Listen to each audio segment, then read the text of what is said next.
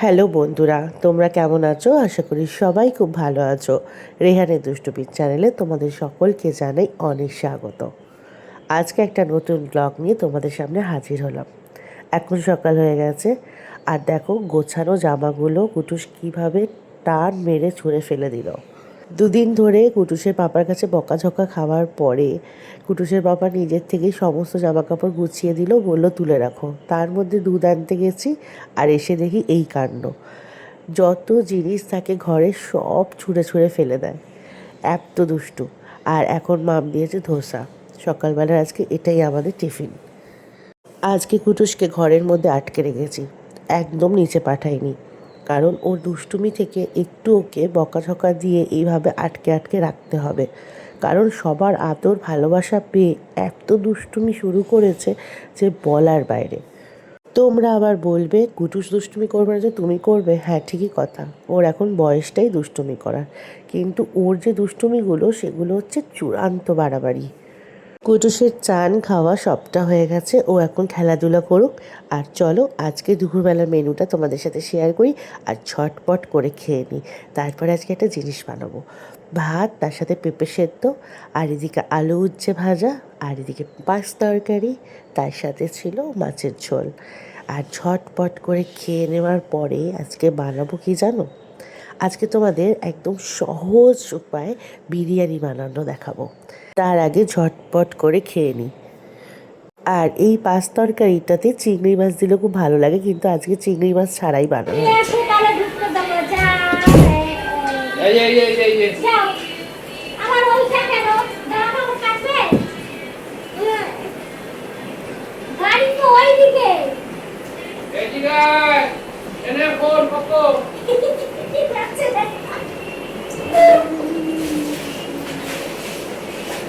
Bag থেকে জামা কাপড়গুলোকে বাইরে বার করে এর ভেতরে ঢুকে বসে আছে। মেয়েকে কি করব?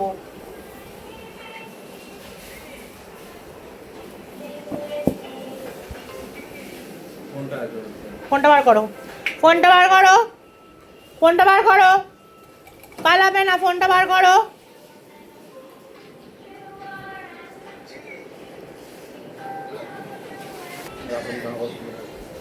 বেড়াতে দেখি।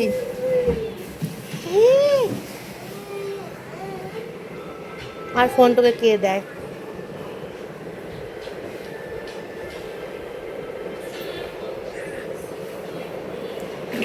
এখন গায়ত্রী মাসিকে একটু আম পান্না বানিয়ে দিই, ঠান্ডা ঠান্ডা। গায়ত্রী মাসি কিছু খেতে চায় না, আর একটু কোল্ড ড্রিঙ্কস বা এইসব জিনিস দিলে শান্তি করে খায়। বলে গরমে কিছু খেতে ভালো লাগে না, তুমি আমাকে একটু কোল্ড ড্রিঙ্কস দাও। নয়তো এই আম পান্নাটা এখন গায়ত্রী মাসিকে প্রায় বানিয়ে বানিয়ে দিই আমি। আর বন্ধুরা, তোমরাও কিন্তু প্রচুর পরিমাণে জল খাবে, আর নুন চিনি জল খাবে। যাদের প্রেশার আছে তারা খাবে না, যাদের হাই প্রেশার নেই তারা কিন্তু নুন চিনির জল খাবে। এবার দুপুরবেলা ভাবলাম আজকে ঘুমাবো না, ছটপট করে রান্নাটা সেরে রেখে দিই। আর আজকে তোমাদেরকে বললাম না বিরিয়ানি বানানো দেখাবো। দেখো, বিরিয়ানি কম বেশি আমরা সবাই ভালোবাসি, আমি তো ভীষণ ভালোবাসি। আর আজকে এত সহজ উপায়ে বিরিয়ানি বানানো দেখাবো। আর বাড়িতে চিকেনটা ফ্রিজে ম্যাক্সিমাম সবারই থাকে, আর চালও থাকে। যদি না থাকে দোকান থেকে তোমরা বাজার থেকে কিনে নিয়ে আসতে পারো। আমি এখানে দেখো আলুটাকে সিদ্ধ করে নিয়েছি। আলুটা সিদ্ধ করার পরে আমি এটাকে সাদা তেলের মধ্যে ভেজে নিচ্ছি। তোমরা এইভাবে ভেজে নিও। আর এটা করতে না বেশি সময় লাগে না, আর খাটনিটাও একটু কম হয়। আর আলুটাকে দেখো আমি এখানে লাল লাল করে একটু ভেজে নেবো, কিন্তু সিদ্ধটা ভালো করে করবে। আবার এমন সিদ্ধ করো না যাতে আলুটা গলে যায়, তেমনও না, বুঝে করবে। আর লাল লাল করে ভেজে আমি আলুটাকে তুলে রাখবো। তারপরে ওই তেলের মধ্যেই আমি দেখো তেজপাতা ফোড়ন দিয়ে দিলাম, আর কেটে রাখা পেঁয়াজ। পেঁয়াজটা তোমরা পরিমাণ মতো বেশ বেশিটাই দেবে, মানে একদম কম দেবে না, কারণ পেঁয়াজটা একদম লাল করে ভাজতে হবে তো, তাই জন্য অনেকটাই দেবে। আর ভাজার পরে তো পেঁয়াজটা অল্প হয়ে যাবে। এখানে দেখো আমি অনেকটা পেঁয়াজই দিয়েছি, কিন্তু কিছুই না, তোমাদেরকে আমি ছোট করে ভিডিওটাতে বলে দিচ্ছি কীভাবে বানাবে। যেভাবে চিকেন কষা তোমরা বাড়িতে বানাও ঠিক তেমনভাবেই বানাবে। আমি যেভাবে বানাচ্ছি সেটা তোমাদেরকে বলছি, কিন্তু তোমরা যেভাবে বানাও চিকেন কষা ঠিক সেইভাবেই বানাবে। খালি এক্সট্রা যেগুলো অ্যাড করতে হবে সেগুলো আমি তোমাদেরকে দেখিয়ে দিচ্ছি। আর এখানে দেখো আমি বিরিয়ানির চালটা নিয়েছি। এবার তোমাদেরকে সবার প্রথমে একটা জিনিস বলে দিই, যেটা ম্যাক্সিমাম মানুষের ভুল হয়, অনেকে আন্দাজ বোঝে না। আমি তোমাদের একদম সহজ উপায় আন্দাজটা বুঝিয়ে দিচ্ছি। এই যে 1 কাপ ধরো চাল নিলে, তাহলে 2 কাপ জল নেবে।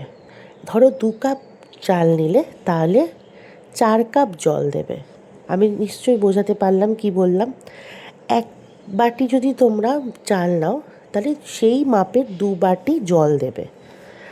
আবার যদি 1 কাপ চাল নাও তাহলে 2 কাপ জল দেবে। আবার যদি 2 কাপ চাল দাও তাহলে 4 কাপ জল দেবে। মানে যতটা চাল দেবে তার ডবল জল দেবে।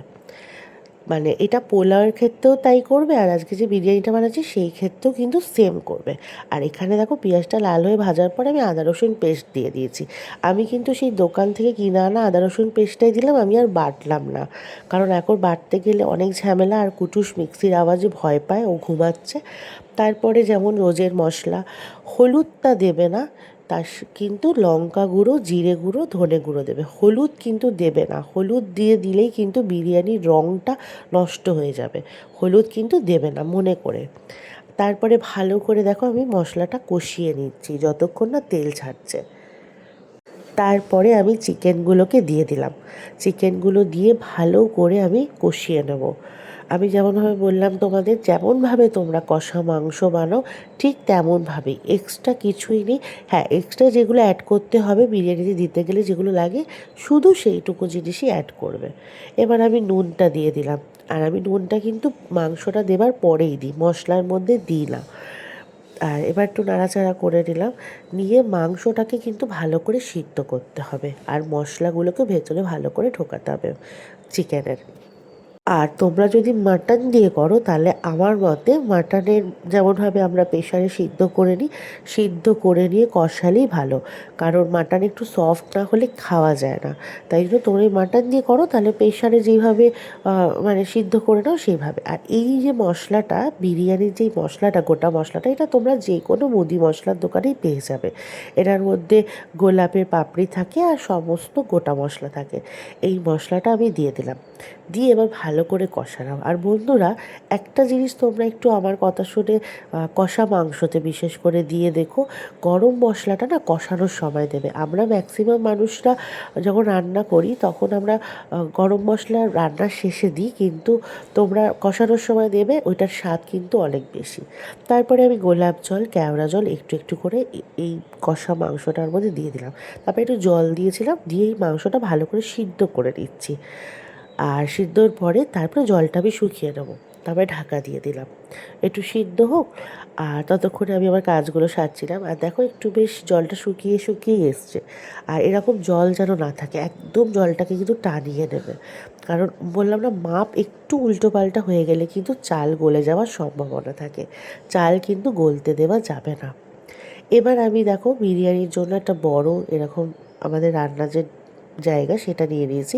আর এইটা দেখে প্লিজ কেউ খারাপ কমেন্ট করো না, কারণ এটা আমাদের ক্যাটারিংয়েরই রান্না হয়। তো সেটাই আমি নিচ থেকে গোডাউন থেকে নিয়ে এসেছি। আর এখানে দেখো আমি বেশ কিছুটা ঘি দিয়ে দিলাম। তোমরা চাইলে ঘি না দিয়ে সাদা তেল দিয়েও কিন্তু করতে পারো। আমি একটু স্বাদের জন্য ঘি দিয়েছি, কিন্তু ঘিটাও এত খাওয়া উচিত না ঘরোয়া রান্নাতে, তাই তোমরা সাদা তেলও দিতে পারো। তলাতে হালকা করে তেলটা একটু গরম করে নেবে।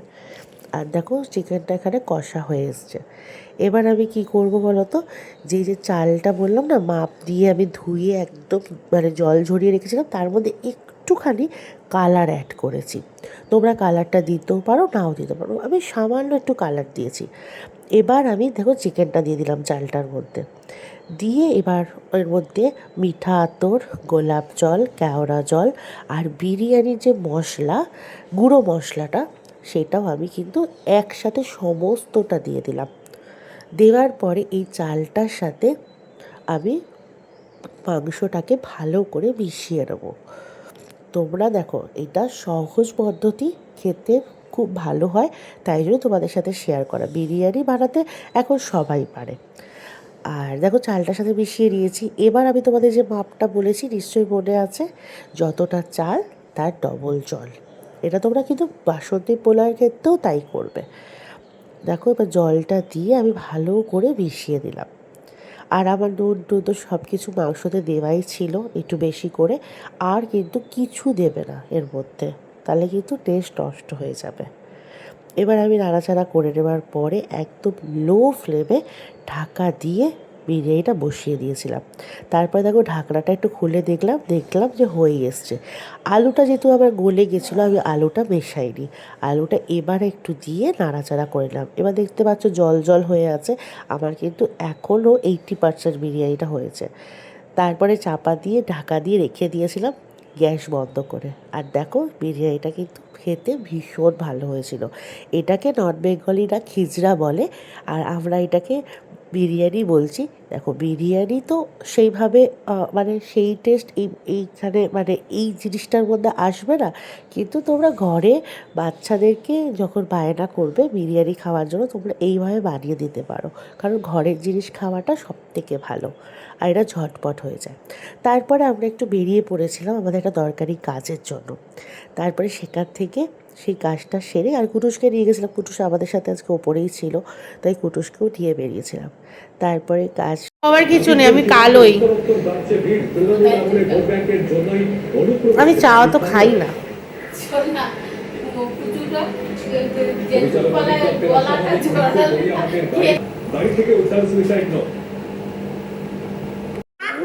মা, বাহ বাহ মা, তুমি কোথায়? বাহ মা, তুমি কোথায় ছিলে বাবা? কোথায় ছিলে তুমি? পা মা চই না, আমার চই না। যার দোকানে আদৌ বাবা একে বম बम हर घर में अब एक ही नाम, एक ही नारा दूजेगा, भारत का बच्चा बच्चा जय जय श्री। কি করেছিস তুই? বম্মাকে কি করেছিস? আনন্দ পেয়েছে গো, অনেকক্ষণ পর দেখেছে না আমাদের। এইটা বম্মা কি বলছে কুটু? বড় থামি কি বলছে? যা যা যা, শোন না আমার, শোন না, তুমি কোথায় ছিলে?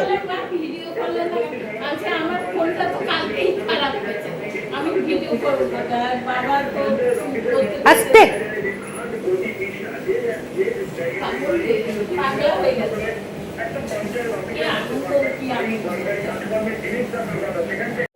মাথা ঘুরে যাবে, আস্তে মাথা ঘুরে যাবে।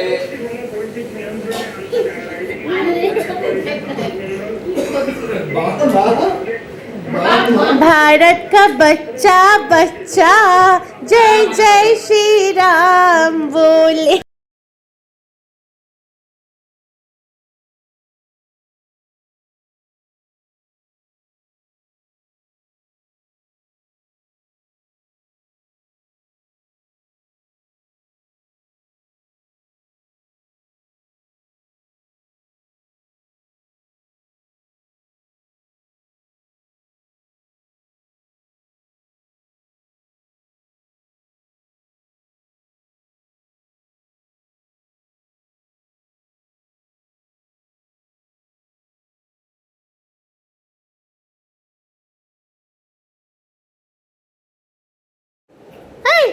সিঁড়ি থেকে একা কেন বেরোচ্ছে? এই চল, চলো না, সিঁড়ি থেকে একা একা নেমে যাচ্ছে।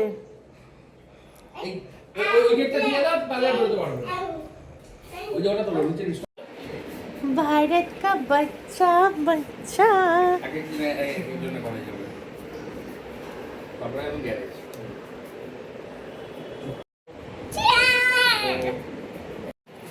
বলে দেখি দাও, মাকে দেখিয়ে দাও, মাকে দেখি সুন্দর লাগে তোমার। এই খুলবে না,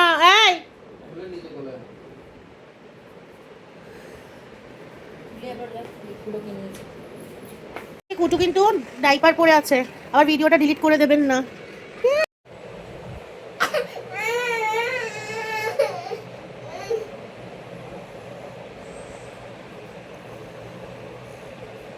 আজকের মতো ভিডিওটা এই পর্যন্তই থাক। দেখা হবে কালকে একটা নতুন ভিডিওর সাথে। সবাই খুব ভালো থেকো, সুস্থ থেকো। ভিডিওটা ভালো লাগলে অবশ্যই একটা লাইক কমেন্ট শেয়ার করো আর আমাদের চ্যানেলটাকে সাবস্ক্রাইব করো। সবাই খুব খুব খুব ভালো থেকো। টাটা।